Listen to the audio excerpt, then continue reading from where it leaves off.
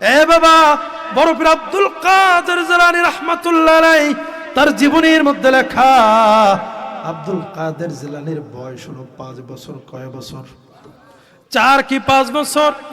আব্দুল কাদের জিলানীর মা হাত ধরে মক্তবে দিয়ে আসছে, এ বাবা কোরআন পড়, এই কোরআন হলো ওই মালিকের বাণী যে তোরেও বানাইছে আমারেও বানাইছে, কোরআন পড়। হুজুরের কাছে কোরআন পড়তে দিয়েছে, হুজুর আমার ছেলেটার একটু কোরআন পড়াইয়েন। এইবার পড়াইতেছে, পড়ো আলিফ, কয় হুজুর পারি, কয় বা, কয় পারি। এরপরে কয় তাই পড়ো আলহামদুলিল্লাহ, কয় তাও পারি। কয় পড়ো আলিফ লাম মিম, কয় হুজুর তাও তো পারি। এইভাবে করতে করতে 18টা পারা যখন হুজুর পড়ছে, আব্দুল কাদের জিলানী কয় আমি 18 পারা পড়ি। 18 পারা শেষ, আব্দুল কাদের জিলানী আর পারে না। এই আলেম, এই শিক্ষক আর কেউ না, আব্দুল কাদের জিলানীর আপন মামা। পড়েন সুবহানাল্লাহ, আপন মামা। এইবার মক্তব ছুটি দিয়া আব্দুল কাদের জিলানীর শিক্ষকের মামা হাত ধরে বোনের কাছে, অর্থাৎ আব্দুল কাদের জিলানী রাহমাতুল্লাহ আলাইহির মায়ের কাছে নিয়ে গেছে। এ বোন, তোর সন্তান আমি আলিফ পড়াই সেটাও পারে, বা পড়াই তাও পারে। কই আলহামদুলিল্লাহ সেটাও পারে, একটানা 18 পারা পর্যন্ত পড়ি। কই ও আমার মুখস্থ। এ বোন, এই বাচ্চারে কেমনে মুখস্থ করাইলে আমার একটু বল।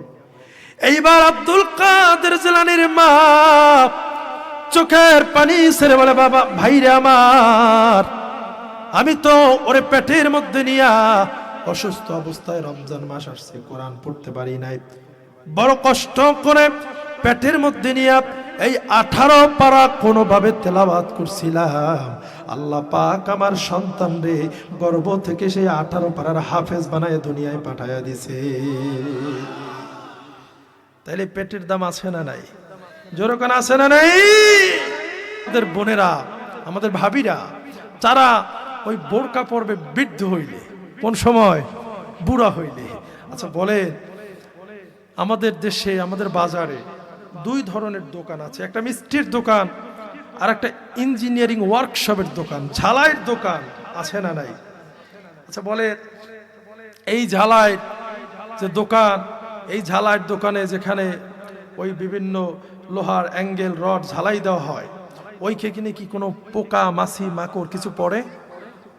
মিষ্টির দোকানে যাবেন, দেখবেন মশারি দিয়া নেট দিয়ে বেড়া দেওয়া, কাচের গ্লাস, এরপরেও বড় বড় রসগোল্লার মধ্যে 2-4টা মাছি মৌমাছি পাওয়া যায় কি যায় না? বাবারে, ও আমার মা ও আমার বোন, এই জুয়ান কালটা হলো পর্দা করার সময়, এই জুয়ান কালটা হলো আমল করার সময়। তুমি যদি এই সময়টা আমল করতে পারো, তাইলে তোমার পেট থেকে আব্দুল কাদের জিলানীর উত্তর সরে আসবে, খাজা মঈনুদ্দিন চিশতি রাহমাতুল্লাহ আলাইহির উত্তর সরি তোমার পেট থেকে আসবে।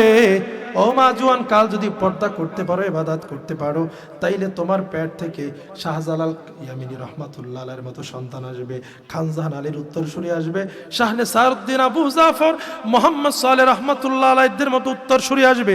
তোমার পেট থেকে ইসহাক রহমাতুল্লাহ আলাইহির মতো সন্তান আসবে।